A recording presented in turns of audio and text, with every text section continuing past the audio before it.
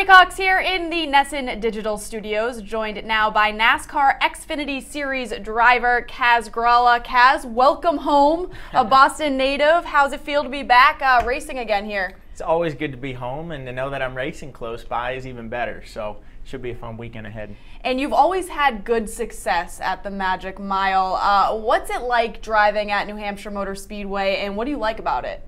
Well, it's a little extra special, of course. I've always got friends and family in town.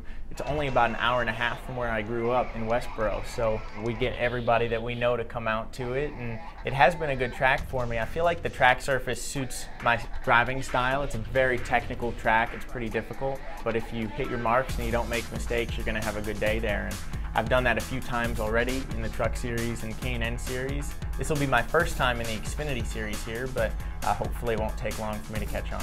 What should we expect? Should we expect a big cheering section, kind of a fan club?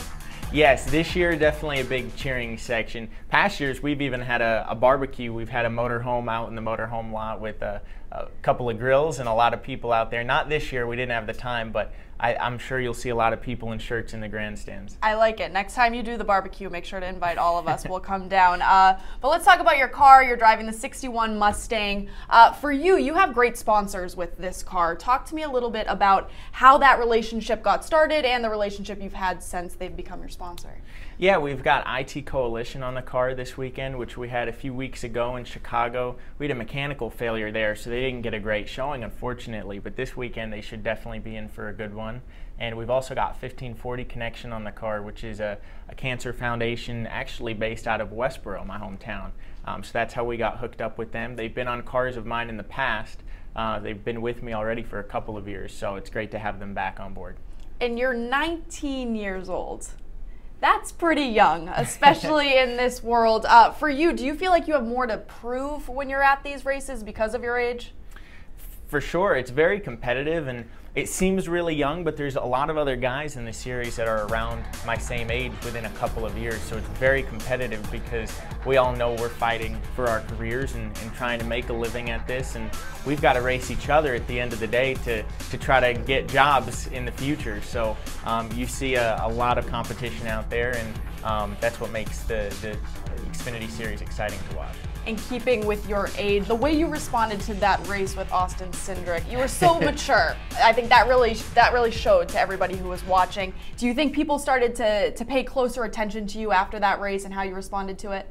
Absolutely. I think winning Daytona last year, and then that race there definitely helped put my name on the map. But I moved up to the Xfinity Series this year, which is a new challenge for me, and I've had some good success so far, so we hope to keep that going. Unfortunately, now I'm back to a part-time program, not quite full-time, but we hope to come out in these handful of races that we have left this year and make some noise and try to turn some heads so that I can land myself a full-time ride for next year in the series.